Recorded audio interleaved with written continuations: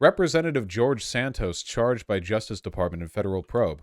Okay, so the guy who lied about literally everything in his life and was also a drag queen and is also gay? I forget. The guy who proved that there is no relationship whatsoever between what you are and what you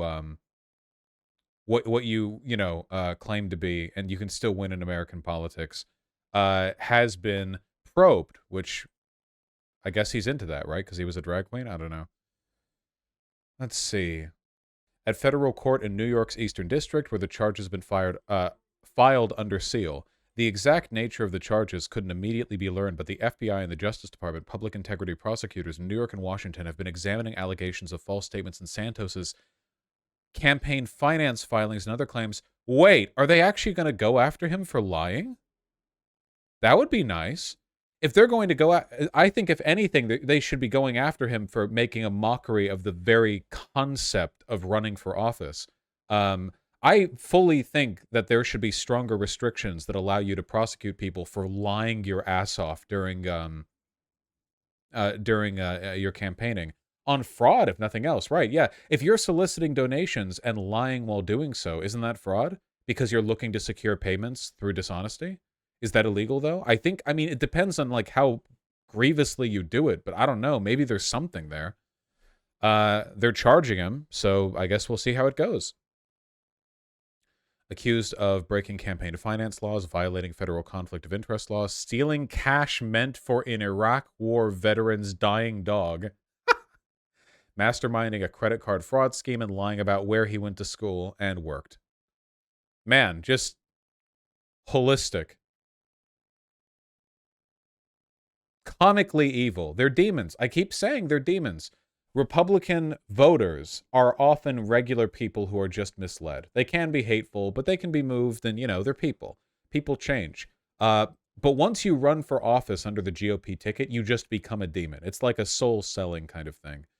How do they keep getting away with this stuff? Hey, Republicans were also voting for Roy Moore, the child and the literal Grand Wizard of the Ku Klux Klan. They don't care. They don't care. We'll see if anything comes of it. We'll take a look at the specific charges brought against him if it comes out Wednesday or whatever else. Should inheritance tax be 100%? I don't think that's very politically viable, even if it would be effective. I don't really care what taxes are what. I care what brings about the best outcomes, would inheritance tax even do or change that much? Wouldn't it be pretty easy to pour all your money into an institution and then your son just becomes CEO or owner or something? I don't know. There's probably a way around that, but I in principle I think that inheritance tax is a good idea. It just depends on how it could actually be practically implemented. Hereditary wealth is the source of a lot of misery through in human society. I'm not sure if it could be done well. No, I get it, Gentlefish. Yeah, I do think it tends to fuck people's brains up when they inherit a bunch of wealth. I don't really know. I don't know. Vosh, my dad was awful to me. His wealth is the least I deserve. Okay, all right. Okay, come on. Let's not. Yeah, all right. Well, you know what? There's no inheritance tax at the moment, so get what you will. All right. Gift taxes, Vosh. I actually, one of the things that I think there should be more tax loopholes in, or more, you should be able to do stuff tax-free, is giving money between family members. Because if you're rich, there's a ton of easy ways to tax-free move money around in your family, because you have lawyers and accountants that allow you to shuffle things around through business subsidiary, blah, blah, blah. They have their methods. But if you're low or middle income, giving a gift to a family member, you don't have access to that, so you will get taxed. They will get it, and then it'll be part of their income, blah blah, and you'll have to pay tax on it. So it seems like one of those things where, as it stands right now, it functionally is a tax that only exists for people who aren't wealthy enough to get around it. Which seems pretty dumb. I believe the first $15K of a gift is no tax from a parent to a child. Yeah, that's good. That's good. I think that more could be done there, but I agree in principle with that. Yeah. But long term, we're aiming for a model without taxes. Well, we need tax. As long as we have currency, we need taxes. Taxes are a necessary component of any system that has a currency printed by the government. I mean, if you mean post commodification, there is no money, then sure, but then we'd have to have some other way of making sure wealth or resources are transmitted back to the state. And then if we're post-state, then, like, okay, we're way past that. Remember the founding fathers were libs? True. Do you think it's economically viable to get rid of sales taxes? Sales taxes are bullshit. They shouldn't exist. It's such a regressive tax. It's so bad. They just should not exist. It should all be folded into like proportional taxes. Yeah, that's fine because that's like, well, I mean, it can be passed on to the consumer anyway. But broadly speaking, it's a regressive tax which needs to be critically re-examined. By which I mean gotten rid of. Also, we need to get rid of the penny, but that's a CGP Grey video.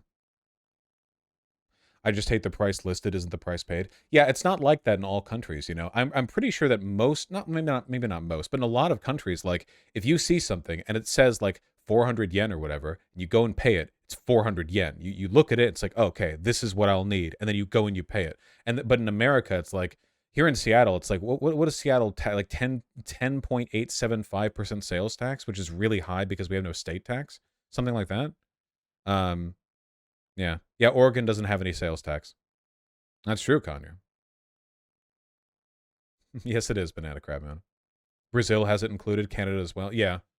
Doesn't Washington at least not have sales tax on groceries? Yeah. Sales tax doesn't apply to everything. Groceries, for the most part, aren't taxed. There's some other stuff too, but it's not that much. Most stuff gets the sales tax label slapped in it, No, it doesn't, Juicer. Yeah, you have to like brain math it. Are you even a leftist if you don't believe in rehabilitation? No, I think I think rehabilitation is like a necessary prerequisite of being a leftist. I don't think you can be like a leftist unless you fight against essentialism as a construct.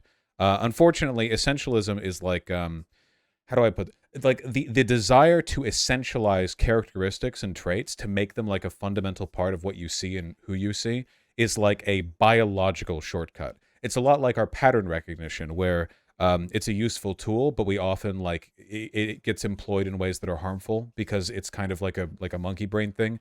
The essentialization stuff is also a part of that. So you have to fight against that. You have to overcome. That's why VGGers are unironically more evolved than all other, left online communities. Only we are capable of truly understanding the importance of anti-essentialization.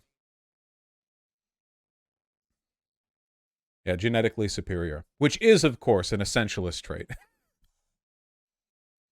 A lot of them have said out and out it's okay to be racist against white people. So I want to be clear. Being racist against white people very rarely causes any structural harm against white people. Interpersonally, a white person can have their life made significantly worse due to the bigotry of anti-white people. But in terms of like systemic stuff, that's not really like a systemic thing. The only people who are harmed systemically by those anti-white types are non-white people.